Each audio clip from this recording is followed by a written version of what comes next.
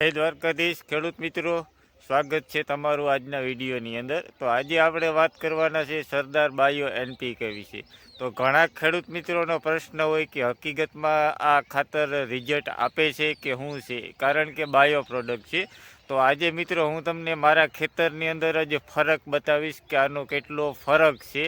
તો વિડીયોની અંદર લાસ્ટ સુધી જોડાયેલા રહેજો. અને જે મિત્રો આપણી ચેનલમાં નવા હોય એ ચેનલને સબસ્ક્રાઈબ કરી લેજો. મિત્રો આપણે વાત કરીએ ફરક, તો અત્યારે જે આપણે આમ જોવા જઈએ મિત્રો, તો આપણા તલ છે એ આપણા 1 મહિના દિવસના થયા છે. તો અત્યારથી આપણે જોવા જઈએ તો રિઝલ્ટનો એટલો બધો આપણને ફરક જોવા મળે નહીં, પરંતુ એક મિત્રો નરી આંખે જોઈ શકાય એટલો ફરક આપણને અત્યારે જોવા મળ્યો છે. આ તમે જોઈ શકો, આ 1 ક્યારો 2 3 ને 4 ક્યારાની અંદર આપણે કોઈ પણ ખાતર નાખેલું નથી. અને અહીંથી આપણે ખાતર આપણે જે સરદારનું બાયો એનપીકે છે એ વાપરેલું છે. તો તમે ઉગાવાની અંદર મિત્રો અત્યારે એવો ફરક લાગે કે ઉગાવો આપણને સારો મળ્યો છે.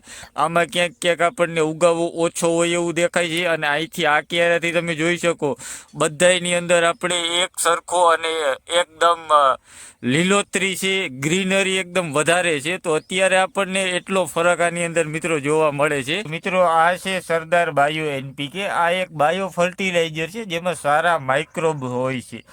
આનું કારણ જોવા જઈએ મિત્રો, તો આ માઇક્રોબ જમીનમાં જઈ અને પાકને સુરક્ષિત પોષક તત્વો ઉપલબ્ધ કરાવવામાં મદદ કરે છે.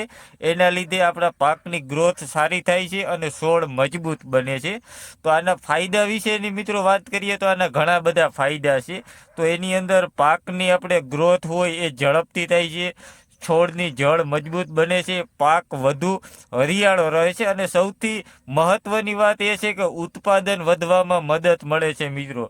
તો ઘણા ખેડૂત મિત્રોને બાયો તરફ ખરેખર વળવું જોઈએ, કારણ કે જમીન માટે પણ આ એક સારામાં સારું પગલું કહી શકાય. તો આજે નહીં તો કાલે મિત્રો આપણે ઓર્ગેનિક તરફ તો બધાને આવવું જ જોશે. તો મિત્રો હવે વાત કરીએ તો મારા અનુભવ પ્રમાણે મિત્રો, જો યોગ્ય સમયે આપણે બાયો એનપીકેનો ઉપયોગ કરીએ તો આપણને પાકની અંદર ખૂબ સારું એવું રિઝલ્ટ જોવા મળે છે.